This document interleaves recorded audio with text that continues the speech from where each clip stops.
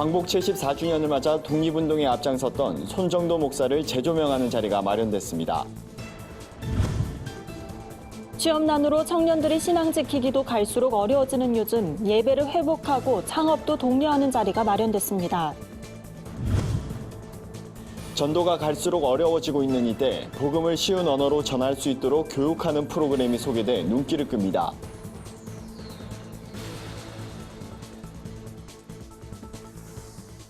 안녕하십니까. 구티비 뉴스입니다. 한일 관계가 갈등 국면에 접어들면서 올해 광복절은 그 어느 때보다 의미가 남다른 것 같습니다. 광복 74주년을 맞아 독실한 신앙심으로 민족 해방에 헌신했던 독립운동가 손정도 목사를 재조명하는 포럼이 열렸습니다.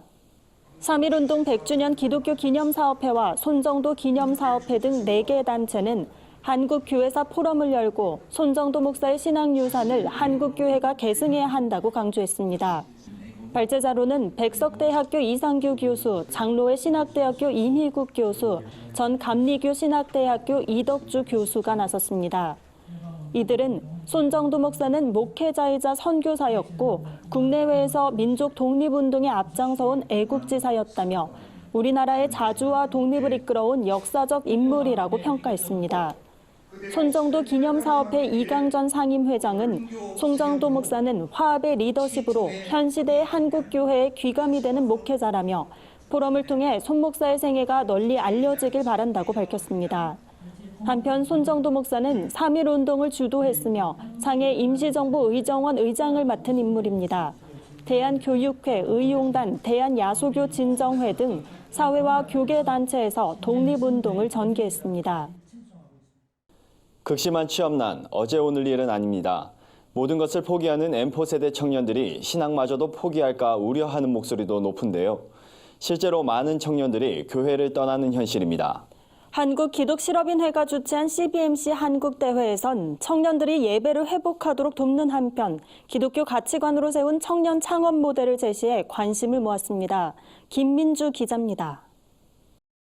비즈니스 현장에 하나님 나라를 확장하는 기독 실업인들의 모임 CBMC가 한국 대회를 열었습니다. 올해 CBMC 대회는 청년 기독 실업인과 예비 창업자에 주목하고 둘째 날 대부분을 청년 초청 집회에 할애했습니다. 요즘 젊은이들이 힘들지 않습니까? 뭐 취업난이나 여러 가지 진로 문제 고민을 하고 있을 때 그래도 우리는 믿는 사람들이고 젊은 청년들에게 하나님의 그 창조 신앙의 능력을 우리가 같이 나누면서 그들의 진로와 그리고 새로운 아이디어와 창의적인 대안을 가지고 자기 인생의 길을 걸어 나갈 수 있도록 그것을 상담하고 돕고 또 이렇게 격려하는 이런 프로그램인데. 일부 토크쇼에선 보널드 최보기 대표와 르호봇 비즈니스 인큐베이터 박광회 회장 등 기독 경영인들이 성경적인 사업 경영 방법과 간증을 나눴습니다. 기업인들은 청년에게 창업 역량을 점검하고 글로벌 시장으로 시야를 넓힐 것을 조언했습니다. 2부 순서론 기독 청년들을 위한 창업 지원 기회도 마련됐습니다. 오늘 58개 기업 중에 5개 기업을 이제 그동안 한 달 동안 선발했습니다. 근데 이 기업들이 오픈 IR을 통해서 자기들의 사업 모델을 청중들 앞에서 설명을 하고 그중에 현장에서 저희가 회사의 밸류에이션, 회사 가치를 평가하고 투자 금액을 제안하는 그러한 행사거든요. 청년들은 이번 행사로 창업 노하우와 함께 선한 영향력을 끼치는 비즈니스 리더십을 배웠습니다. 경험과 노하우를 들을 수 있어서 좋았고 학생들에게, 청년들에게 공감대를 형성해 주셔서 너무 좋았습니다. 창업이 곧 선교라는 CBMC 한국대회는 앞으로도 기독 청년들이 성경적 가치관으로 무장한 창업 선교를 펼쳐나갈 수 있도록 지원할 계획입니다. 구티비 뉴스 김민주입니다. 교회에 대한 신뢰도가 추락하면서 전도도 갈수록 어려워지고 있습니다. 복음을 전하는 방식도 변화가 필요하다는 목소리가 나오는데요. 일상적인 언어로 복음을 보다 쉽게 전할 수 있도록 교육하고 훈련하는 프로그램이 있어 관심을 모읍니다. 예심선교회가 주최한 이번 전국연합 전도수련회는 예수님의 마음 전도법을 통해 전도와 양육 전문가를 세우는 게 목적입니다. 예심선교회 대표 김기남 목사가 직접 개발한 예수님의 마음 전도법은 삶의 현장 어디서든 손쉽게 적용할 수 있습니다. 길거리와 정류장, 병원 등 일상의 다양한 장소에서 복음을 쉽게 전할 수 있는 방법들을 교육합니다. 김 목사는 이 전도법은 비신자들에게 일상에서 부담 없이 다가갈 수 있는 전도법이라면서 전도에 대한 두려움을 없애고 복음을 쉬운 언어로 전달할 수 있도록 훈련을 통해 배울 수 있다고 말했습니다. 예심선교회는 전도 전문가를 훈련하는 예심전도 사관학교를 운영하고 있으며 전국 32개 지부에서 2,000명 정도가 매주 훈련에 참여하고 있습니다. 또 해마다 전국연합 전도수련회와 전국순회 1일 공개 세미나도 진행합니다.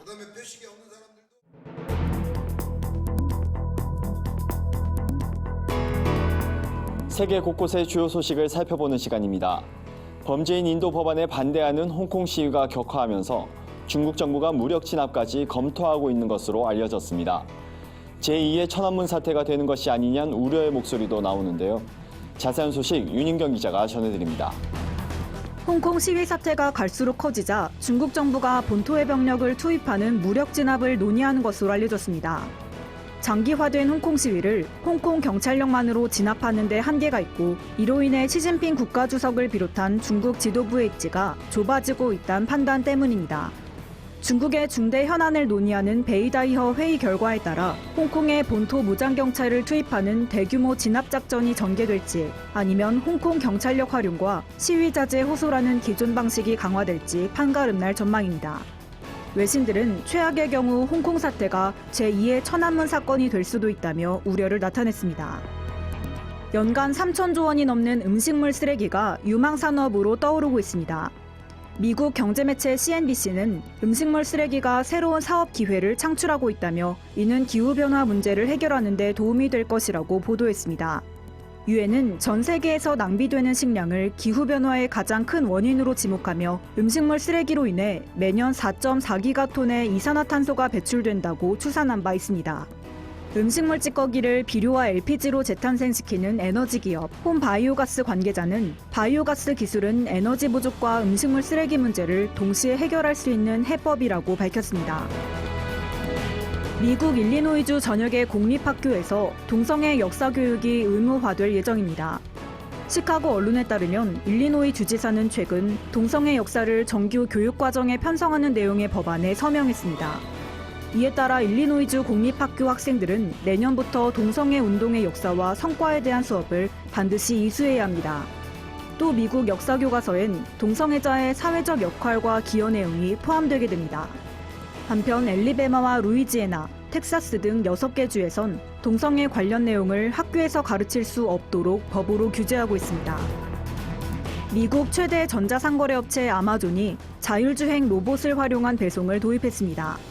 워싱턴 포스트에 따르면 아마존은 현지 시간 12일 소형 탱크처럼 생긴 자율주행 로봇 스카우트로 캘리포니아주에 거주하는 고객들에게 소포를 배송하기 시작했습니다. 스카우트는 아이스박스 정도의 크기의 6개 바퀴를 이용해 사람이 걷는 속도로 운행합니다. 스카우트는 8개월의 시험 운행 끝에 쓰레기통이나 의자 등의 장애물을 피해 안전하게 다닐 수 있게 됐습니다. 아마존은 창고에서 고객의 집까지 음식이나 제품을 신속하고 저렴하게 배송하는 것이 목표라고 밝혔습니다. 구TV 뉴스 윤인경입니다. 오늘의 사회 이슈를 박재현 기자가 종합해드립니다. 오늘의 이슈 포커스입니다. 광복절 74주년을 맞아 전국 53개 교정시설에서 수영자 647명이 가석방됩니다. 이번 광복절 특별 사면은 3년 만에 시행되는 것으로 2017년 이후 처음입니다. 법무부는 최근 가석방 심사위원회를 열고 모범 수영자와 생계형 사범 등을 중심으로 대상자를 선별했습니다. 음주운전과 사기, 성범죄, 가정폭력 등 상습범은 관련 범죄 발생 억제와 경각심 제고를 위한 방침에 따라 대상에서 제외됐습니다. 한편 법무부는 해마다 3.1절과 부처님 오신 날, 광복절, 성탄절을 하루 앞두고 적격 심사를 통과한 수영자를 가석방합니다. 외국에서 한국 제품으로 위장한 제품 판매가 급증하고 있어 대책을 마련해야 한다는 지적입니다. 국회 예산정책처는 최근 2018 회계연도 결산 분석 보고서를 통해 관세청에 대책 마련을 촉구했습니다. 대표적인 위장 제품은 무무소로 중국 기업임에도 한국 마크와 디자인을 모방하는 등 한국 제품인 양 위장 판매가 이루어졌습니다. 예정처는 이렇게 한국 제품으로 위장한 브랜드가 수십 개에 이르러 국내 기업과 외국 소비자들에게 피해를 주고 있다며 외국 세관 당국과 공조해 단속될 수 있도록 해야 한다고 밝혔습니다. 지난달 취업자 수가 1년 6개월 만에 최대 폭으로 증가했습니다. 통계청이 발표한 2019년 7월 고용 동향에 따르면 지난달 취업자 수는 2,738만 3천 명으로 작년 동기보다 29만 9천 명이 늘었습니다. 증가폭은 2018년 1월 33만 4천 명 이래 가장 컸고 5월 이후 3달 연속 20만 명대를 유지했습니다. 산업별 취업자는 보건, 사회복지 서비스업이 가장 많았고 다음으로 음식점업, 예술 및 여가 관련 서비스업 순으로 증가했습니다. 반면 제조업과 도소매업, 공공행정 분야 등의 취업자 수는 제조업 업황 부진으로 감소한 것으로 나타났습니다. 구티비 뉴스 박재현입니다. 글로벌 선교 방송단과 함께하는 교계 소식 전해드립니다. 독일 베를린에서 김현배 선교사 기자가 보내온 소식입니다. 독일 한인교계 단체인 개혁과 부흥 아카데미가 주최한 유럽 종교개혁 역사 탐방이 독일, 체코, 프랑스, 스위스 4개국을 대상으로 진행됐습니다. 이번 탐방에는 한국, 일본, 카타르 등 11개국에서 교수와 목회자, 선교사와 성도 27명이 참여했습니다.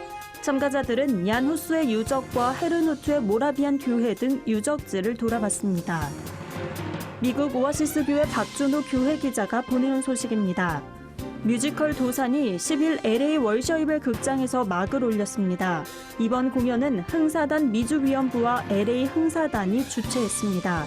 뮤지컬은 도산 안창호 선생의 연설 장면은 물론 흥사단 창단, 상해 임시정부 수립과 독립운동 활약상을 보여줍니다. 이 작품은 지난 3월 리버사이드의 로마린다 대학교 교회에서 공연된 바 있습니다. 순복음 춘천교회 정종승 교회 기자가 보내온 소식입니다. 순복음 춘천교회가 제550차 논산 육군훈련소 장병 진중 침례식을 가졌습니다.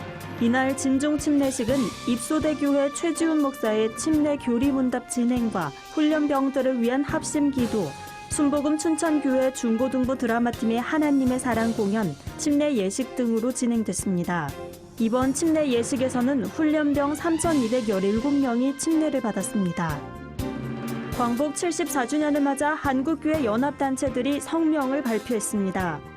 한국교회 총연합은 조국 광복을 위해 헌신한 신앙 선배들의 정신을 따라 한국교회가 더 기도에 힘써야 한다고 강조했습니다.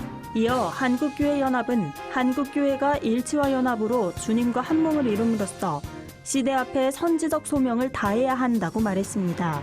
한국장로교 총연합회도 평화 통일을 강조하며 독립선열들과 대다수 국민의 염원이던 자유민주주의를 그 어느 때보다 기억해야 한다고 전했습니다.